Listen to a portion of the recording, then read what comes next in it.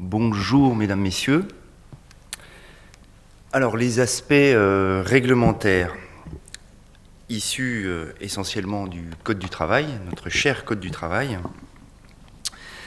Bien, alors le salarié compétent, je vais faire en gros, sans être trop rébarbatif, vous connaissez la réglementation, c'est jamais trop évident.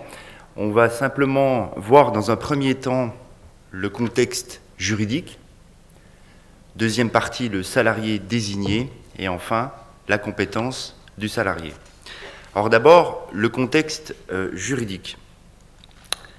Un contexte qui est marqué essentiellement par la transcription d'une directive, une directive européenne qui date de 89 et c'est la loi du 21 juillet 2011 portant réforme de la médecine du travail qui va modifier notre corpus juridique et notamment créer les articles L 4644-1 et les articles réglementaires R 4644-1 à 5 qui sont très précis et qui prévoient tout simplement que l'on doit désigner au niveau d'une entreprise plusieurs personnes compétentes, quelle que soit la taille de l'entreprise, pour s'occuper des activités de prévention et de protection des salariés. Alors, vous le voyez, ce contexte juridique n'a pas évolué et il est applicable depuis le 1er juillet 2012, date d'entrée en vigueur de la loi. Le Code du travail institue donc une obligation pour l'employeur de désigner ce salarié compétent. Alors, ce salarié désigné, qu'en est-il au niveau du régime juridique? D'abord, le Code du travail précise dans un chapitre particulier, il dit « aide à l'employeur pour la gestion de la santé et de la sécurité du travail ». Je précise bien parce que c'est bien un chapitre du Code du travail. Ce salarié désigné, il fait partie intégrante des institutions et des personnels qui concourent à l'organisation de la prévention. C'est-à-dire que, dans l'esprit du législateur, il fallait faire du pluridisciplinaire. C'est-à-dire que ce salarié compétent fait partie intégrante de tous les acteurs de prévention, qu'il s'agisse de l'IPRP, qu'il s'agisse évidemment du délégué du personnel, du CHSCT dans l'entreprise. Son rôle, c'est d'aider l'employeur, je l'ai dit, dans sa gestion de la santé et de la sécurité au travail et dans la mise en œuvre de la politique de prévention. Alors, où et comment? Où et comment? C'est d'abord précisément dans toutes les entreprises ou établissements, quelle que soit la taille et l'effectif.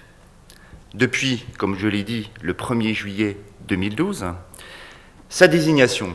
Alors, elle est formalisée après un avis du CHSCT, à défaut des délégués du personnel. Sachant que cette désignation n'a pas pour effet, évidemment, de transférer à la personne compétente la responsabilité de l'employeur en matière de sécurité et de santé.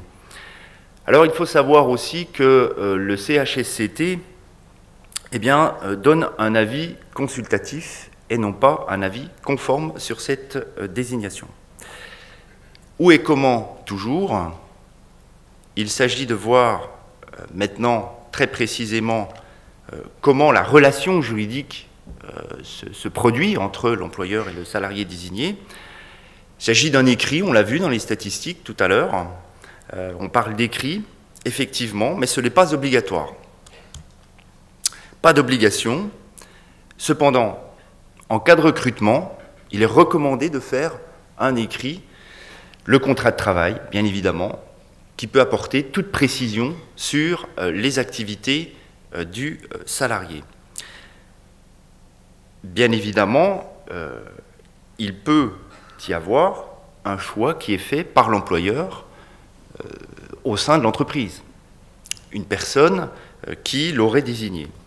Et là, on peut faire un avenant au contrat de travail. Il s'agit d'une modification du contrat de travail assez classique puisqu'on modifie les fonction du salarié. Alors, nous allons passer maintenant aux compétences de ce salarié. Alors d'abord, quel salarié? Le salarié missionné par l'employeur, on l'a vu, il est présent dans l'entreprise ou alors il est recruté pour assurer cette mission. Il doit en tout cas disposer du temps nécessaire et des moyens pour assurer sa mission avec une certaine autonomie. Il doit disposer aussi de l'accès aux informations les plus larges possibles dans l'entreprise et documents nécessaires. Bien évidemment, il ne doit pas subir de discrimination en raison de cette activité. Alors, vous le savez, en pratique, c'était déjà le cas. Il y avait déjà un certain nombre de salariés qui s'occupaient de la prévention et de la sécurité dans l'entreprise, surtout dans les grandes entreprises et les PME. Eh bien, là, le législateur prévoit les choses dans le détail pour ce salarié qui est référent. Toujours pour les compétences, quelles sont les capacités requises pour assurer cette mission? Eh bien, en fait, la loi ne prévoit aucune exigence particulière, aucune exigence en matière d'expérience professionnelle ou de diplôme. Néanmoins, nous pensons que le choix de l'employeur doit être dicté par la capacité du salarié compétent à comprendre toute l'approche générale de la prévention des risques professionnels. Et il doit contribuer, évidemment, à mettre en œuvre cette politique de prévention, animer des groupes de travail et à suivre des actions qui sont engagées. Il doit aussi avoir une capacité à travailler en lien avec eh bien, ce qu'on appelle les institutions représentatives du personnel, notamment le CHSCT, les délégués du personnel. Il assiste, bien sûr, à titre consultatif aux réunions du CHSCT. Alors, dans le CHSCT, il n'est pas membre de droit. Sa présence au CHSCT doit être décidée par l'ensemble des membres du CHSCT après un vote majoritaire. Qu'en est-il de la formation de ce salarié compétent? La formation. Alors, évidemment, il peut bénéficier d'une formation en matière de santé au travail dans les conditions qui sont prévues, notamment pour le CHSCT, pour les membres du CHSCT. C'est une formation de 3 jours complets, donc, dans les entreprises de moins de 300 salariés, et de 5 jours dans les entreprises au-delà de 300 salariés. Mais l'employeur peut aussi organiser bien une formation pour cette personne, alors même qu'elle n'a pas demandé à bénéficier de cette formation. On voit là que, bien évidemment, le législateur a voulu donner toutes les chances, en tout cas, à ce niveau-là, pour qu'on ait des personnes qualifiées. Alors, il y a une autre question qui se pose aussi en matière juridique, c'est la question de la responsabilité.